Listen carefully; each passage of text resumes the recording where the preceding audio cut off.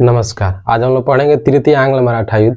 आज हम लोग जानेंगे कि तृतीय आंग्ल मराठा युद्ध का कारण क्या था, आखिर कैसे कैसे 500 महार मिलकर 28,000 पेशवाओं को हरा दिए, जिसके द्वारा अंग्रेज और पेशवाओं के बीच में एक संधि होती है जिसे पूना की संधि कहा जाता है, और उसके साथ पूना पे पूर्णतः अंग्रेजों का कब्जा हो जाता है।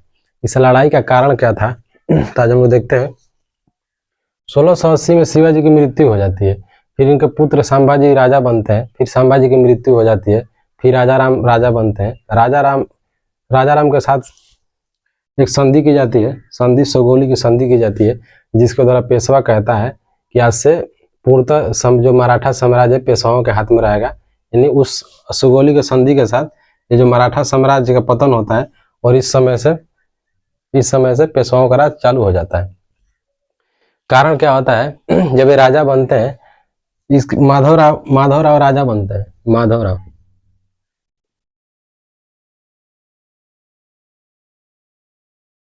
माधवराव राजा बनते हैं, तो इनके जो चाचा होते हैं रघुनाथ राव, जिसको राघुआ भी कहा जाता है, रघुनाथ राव चाहते हैं कि हम राजा बने। फिर ये अंग्रेजों के पास जाते हैं 1775 में, जिसको द्वारा पहला आंग्ल मराठा युद्ध लड़ा जाता है 1775 में। इसमें भी मराठों की हार होती है। फिर दूसरा होता है 1802 से 1805 तक, उसमें भी इनकी हार होती है। तीसरी आती है, ये बहुत महत्वपूर्ण है।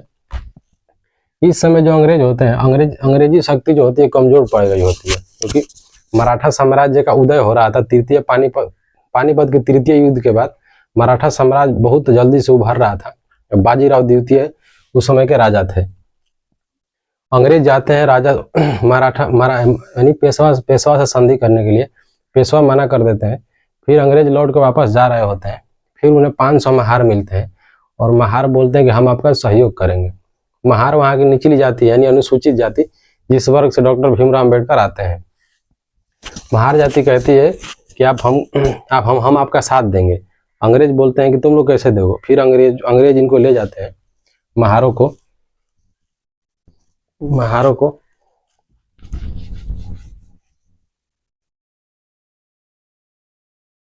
ट्रेंड किया जाता है उनके द्वारा। यानी अंग्रेज ब्रिटिश व्यवस्था के तौर पे महारों को रेडी करते हैं।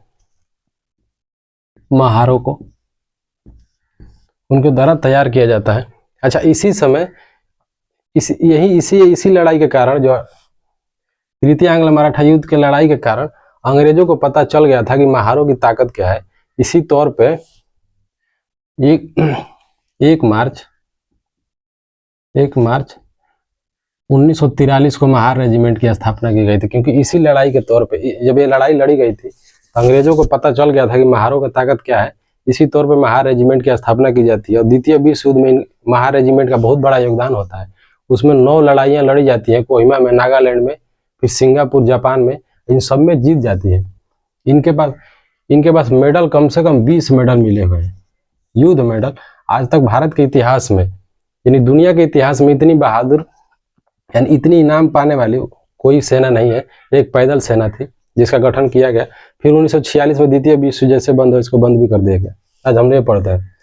आखिर महार रेजिमेंट क्यों साथ देने के लिए बोल रहे थे अंग्रेजों का? कारण यह था, उस समय जब बाजीराव द्वितीय जब राजा बनते हैं, तो वहां पर मनुस्मृति लागू कर देते हैं।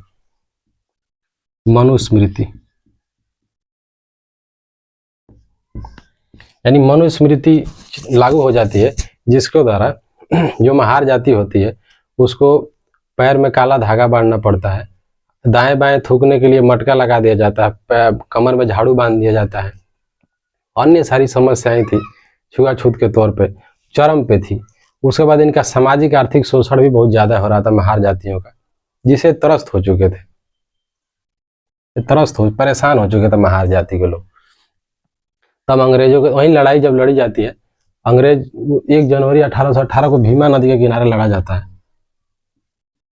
भीमा नदी के किनारे, इसीलिए भीमा कृष्णा की सहायक नदी है। यानी वहीं पर सुबह के टाइम ये लोग बिना खाए पिए जाते हैं। ये लोग खाए भी नहीं थे, सुबह से चले हुए थे 20-30 किलोमीटर। जब लड़ाई शुरू होती है, तो जो मराठा सेना होती है, मराठा सेना में तीरंदाज होते हैं।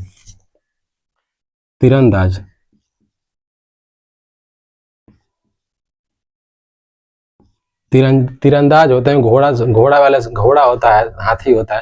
यानी 28,000 इनकी पूरी ताकत के साथ मराठा साम्राज्य, यानी जो पेशवा होते हैं आते हैं पूरे व्यवस्था के साथ।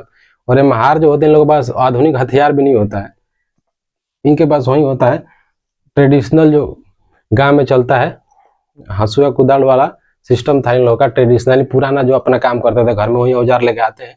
तो उसके औजार जब लड़ाई होती है ये पानी पी पी के मारते हैं इन लोगों को।